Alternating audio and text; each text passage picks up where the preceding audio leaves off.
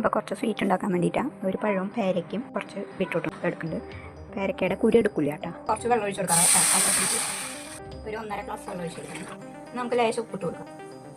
വെള്ളം നല്ലപോലെ തിളക്കട്ടെ. അപ്പോൾ വെള്ളത്തിലേക്ക് കുറച്ച് തേങ്ങ വെതറി കൊടുക്കുക. ഇനി നമുക്ക് 2 ടീസ്പൂൺ റവ ഇട്ട് കൊടുക്കാം കേട്ടോ. വെള്ള റവ നൈസാണ് ഇട്ട് കൊടുക്കാം.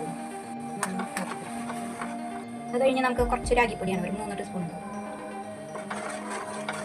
ഇളക്കി കൊടുക്കാം. സ്റ്റവ് ഒന്ന് ചെറുതാക്കിയിട്ട് ഇനി കുറച്ച് ഗോതമ്പ് പൊടി ഇതിലേക്ക് ഇട്ട് കൊടുക്കാം. ഒരു പാത്രം പിന്നെ 3 വലിയ ടീസ്പൂൺ നല്ലപോലെ ഇളക്കി കൊടുക്കാം. നമുക്ക് 1 ടീസ്പൂൺ നെയ്യ് ഇട്ട് കൊടുക്കാം. ഇനി നമുക്ക് ഇതിലേക്ക് 2 ഏലക്ക ഇട്ട് കൊടുക്കാം. ചതച്ചതന്നെ കുറച്ച് ശർക്കര പൊടി ഇട്ട് കൊടുക്കാം. നമുക്ക് ഇതിലേക്ക് ഒരു പഴം അരിഞ്ഞ് വെച്ചത് നമുക്ക് ഇതിലേക്ക് പേരയ്ക്ക അരിഞ്ഞ് വെച്ചതാണ്. കുരു എടുത്തിട്ടില്ല, അരിഞ്ഞ് വെച്ചതാണ്. അപ്പോൾ അതിൻ്റെ കൂടെ ബീട്രൂട്ട് ഇട്ട് കൊടുക്കാം. ഇനി കുറച്ച് തേങ്ങ ഇട്ട് കൊടുക്കാം. നല്ല പല വഴഞ്ഞു. അപ്പോൾ നമ്മുടെ ബീട്രൂട്ട് പേരയ്ക്ക നല്ല പല വഴഞ്ഞിട്ടുണ്ട്. അപ്പോൾ നമുക്ക് ഉണ്ടാക്കി വെച്ചിട്ട് ഇനി നമുക്ക് ഫില്ല് ചെയ്യാം കേട്ടോ. ഇങ്ങനെ കോഴിക്കോട്ട ഉണ്ടാക്കുന്ന പോലെ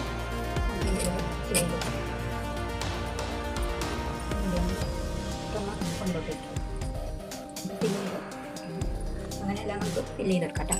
അപ്പം നമ്മുടെ കോഴിക്കട്ടൊക്കെ കൊണ്ടൊട്ടി കഴിഞ്ഞു നമുക്കിത് പുഴുങ്ങാൻ പറ്റും.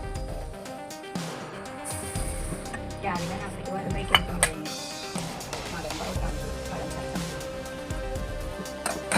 നല്ലപോലെ വേവട്ടെ. അപ്പം നമ്മുടെ സ്വീറ്റ് കോഴിക്കട്ട ഇവിടെ റെഡി ആയിട്ടുണ്ട്.